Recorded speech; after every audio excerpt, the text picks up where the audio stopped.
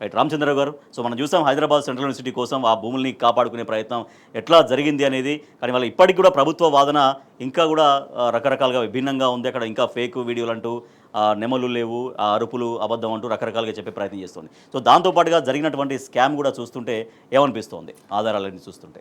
ఆ రోజు చంద్రబాబు నాయుడు పోయిన దాన్ని ఏ విధంగానైతే భూములు ఇచ్చాడో, ఈ రోజు చంద్రబాబు నాయుడు మాట నిలబెట్టే ప్రయత్నం రేవంత్ రెడ్డి చేస్తున్నాడు. లాభ నష్టాలు వాళ్ళకు చంద్రబాబుకి ఎంత, ఈయనకెంత, ఈయనది ఏంటి అనే దానిపైన దీని వెనక పెద్ద స్కెచ్ లేకుండా ఈ యాక్టివిటీ స్టార్ట్ కాదు. పెద్ద పెద్ద ఎన్నో సమస్యలు మన కళ్ళ ముందు కనపడుతూ ఉంటే, రాష్ట్రం గగ్గోలు పెడుతుంటే, ప్రతి వర్గం కూడా రోడ్డు మీదకి వచ్చి ధర్నాలు చేస్తూ ఉంటే, ఇవన్నీ పట్టించుకోకుండా ఈ భూముల మీద అంత కేంద్రీకరణ అంటే అర్థం ఏంటంటే దీని వెనక ఓ పెద్ద స్కీము. అది జనరల్గా ఇప్పుడు బయటకు వచ్చి 10,000 కోట్లు అని చెప్పినప్పటికీ అది స్టార్ట్ అయిన నాడే దాని వెనక పెద్ద స్కెచ్ ఉండే, ముందు గ్రౌండ్ వర్క్ జరుపుకొని వాళ్ళు ప్రయత్నం చేస్తే ముందు స్టార్ట్ అయ్యారు. అందుకని పట్టుదలతో ఇప్పటికి కూడా నేను ఆ ప్రమాదం తప్పిందని నేను ఫీల్ కావట్లే.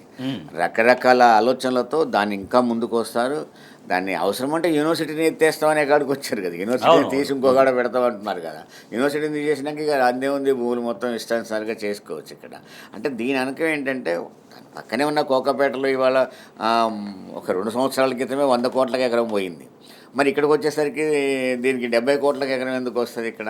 అంటే దీని అర్థం ఏంటంటే, అది రేట్లు ఎంత, ఏం కథ ఏదైనా అసలు భూముల విషయంలో ఒక లాజిక్ నాకు విచిత్రం అనిపించింది. ఏంటంటే, దీనికి బదులు వేరే చోట మేము కేటాయించామని ఒక లాజిక్ కూడా తీసుకొచ్చింది కాంగ్రెస్ పార్టీ.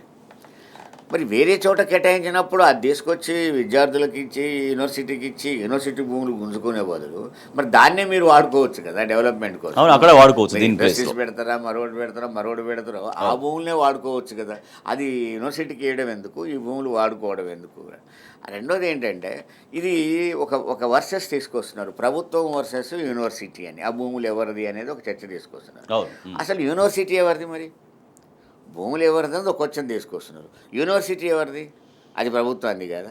ఈ భూములు కేటాయించింది, ఆ రోజులలో కేటాయించిన 70sలో కేటాయించిన ఈ భూములు కేటాయించింది ఒక గవర్నమెంటే కదా. అంటే యూనివర్సిటీ గవర్నమెంట్. పిల్లలు ఎవరు, విద్యార్థులు ఎవరు? తెలంగాణ విద్యార్థులు గారా, తెలంగాణ బిడ్డలు గారా? మరి యూనివర్సిటీకి నువ్వు ప్రభుత్వం భూమి నువ్వు అనుకునే పదవి అనుకుందాం. 400 ఎకరాలు యూనివర్సిటీకి ఉంటే తప్పేంటి? అవును కదా, అది కేటాయించవచ్చు కదా. నువ్వే దాన్ని నడపవచ్చు కదా. అంటే 10 సంవత్సరాలు బీఆర్ఎస్ గవర్నమెంట్ వాటిని గుంజుకొని చేయలేకపోవడమే తప్పు కింద లెక్క. నేను అనేది ఏంటంటే, నువ్వు కొత్త లాజిక్ తీసుకొచ్చి ప్రభుత్వం వర్సెస్ యూనివర్సిటీ తీసుకొచ్చే బదులు, యూనివర్సిటీ కూడా ఎక్కడి నుంచో వచ్చింది కాదు, ఇతర దేశాలది కూడా కాదు. యూనివర్సిటీ కూడా నీది, ప్రభుత్వాన్ని. మరి ప్రభుత్వాన్ని భూములు దానికి ఉంటే తప్పేంటి అనేదాన్ని అసలు అనవసరమైన ఘర్షణ తీసుకొస్తున్నారు అనేది ఒకటి.